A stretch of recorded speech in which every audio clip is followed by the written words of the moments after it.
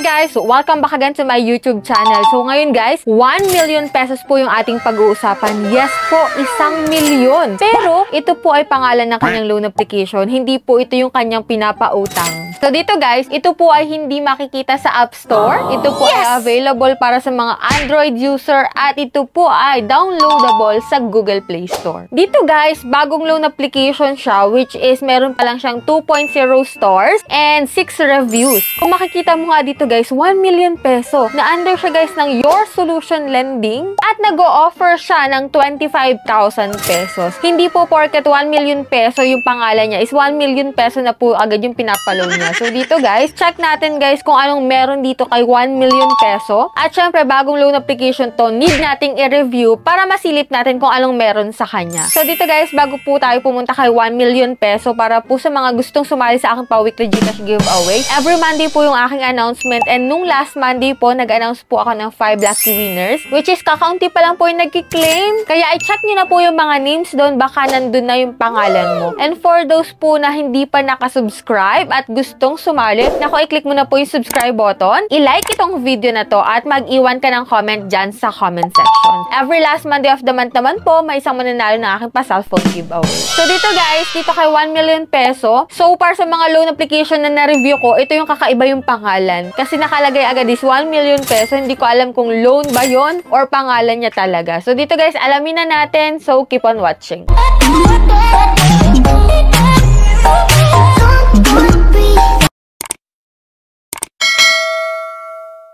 Disclaimer no, hindi po tayo agent or promoter nito. So dito guys, ako muna yung magte-try para maipakita ko sa inyo kung anong meron sa kanyang application. And at the same time, kayo na rin po yung mag-decide kung go kayo dito or hindi. If ever man nakapag-try na kayo dito, nako, i-share nyo na po yan sa comment section kung ano po yung na-experience nyo. So dito guys, papakita ko po sa inyo yung aking pag-loan dito. Pinicturean ko lang po siya kasi hindi po siya pwedeng i-screenshot o hindi siya pwedeng i-record kasi nga po, parang privacy nila yun. So dito guys, talaga pong kumuha po ako ng another cellphone para mapicturean ko yung details ng process ng pag-utang ko sa kanya. So dito guys, pagka-install ko po sa kanya, ito may permission declaration, agree and continue ko lang po ito. And dito 25,000 po yung ini-offer niya na pwede nating mautang dito kay 1 million peso. So dito nakalagay na loan period is 180 days na meron siyang daily interest na 0.5%.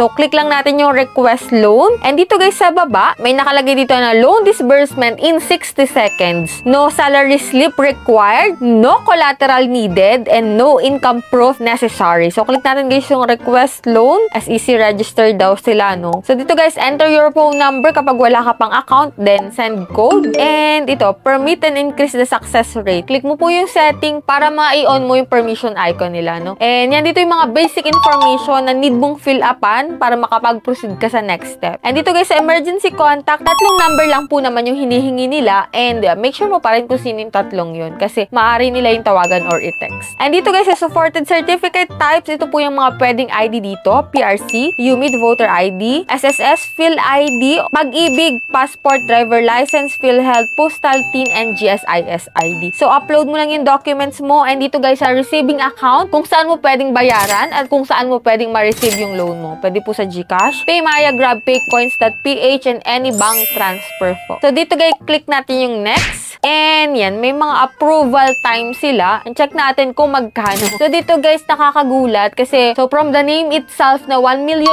peso, talagang ini-expect mo na malaki, no? And dun sa bungad niya, dun sa ads niya na 25,000, mag-expect ka na medyo malaki yung amount sa first time. Pero dito guys, nagulat ako kasi 500 lang po yung ini-offer niya. And dito guys, yung loan term is 7 days lang. So 500 na nga lang, tas 7 days pa. Pero dito sa loan amount, 1,000. Tas repayment is 1,000 din. Interest is 0, pero check natin dito guys yung more. And dito guys, makikita mo na ang amount to receive mo pala is 500. 1,000 po yung loan amount, 500 lang yung makukuha mo. Kasi yung 500, ito po yung mga nakalagay na ibinawas, which is service fee. Sobrang laki ng service fee, halos kalahati na lang yung na-receive mo. Nakalagay dito, to schedule repayment, 130 days daw, pero sa first schedule repayment mo, which is January 16, kasi January 9 ako ako nag-apply dito, ang babayaran ko is 995 pesos. So, matotal po, 500 lang yung nakuha ko at kalahati is nawala. Pero, nung i-click ko na yung loan now, ito na yung lumalabas. Operating too frequently. Paulit-ulit na ganun yung nalabas. Hindi ko na ma-proceed dun sa submit ng aking loan. So, in the end, wala po akong napala dito. Hindi ko alam kung bakit naging ganun yung kanyang app. Parang nasira ata yung app niya. Pero dito sa kanilang app, guys, may delete data naman or delete account. Pwede mong i-delete yung mga information mo para hindi ka na mag-worry, no? Kasi yung ibang loan application na tinatry natin, wala silang delete account. Dito po kay 1 million peso is meron. So, dito guys, kung gusto mong mag-try, pero para sa akin guys, hindi siya recommended kasi halos kalahati lang po yung na-receive mo. Sa 1,500 lang yung marireceive mo, 500 ay para sa service fee. Okay, basahin nyo yung ganung service fee or yung kanilang loan services na halos kalahati lang yung ma-receive mo tapos 7 days lang. So, let me know your opinion dyan sa comment section para makatulong na rin doon sa mga bago pa lang mag-a-apply dyan. So, yan lang po yung meron dito kay 1 million peso. If ever man na makita mo siya sa Google Play Store, kayo na yung mag-decide kung go pa rin kayo dito or hindi. After ko maipakita sa inyo na kalahati lang yung marireceive mo kapag nag-loan ka dyan. Sa mga hindi pa dyan nakasubscribe sa aking YouTube channel, click the subscribe button. On mo na rin po notification bell para updated ka sa ganitong usapan, sa mga bagong naglalabasan ngayon na utangan, and sa mga videos pa natin in the future.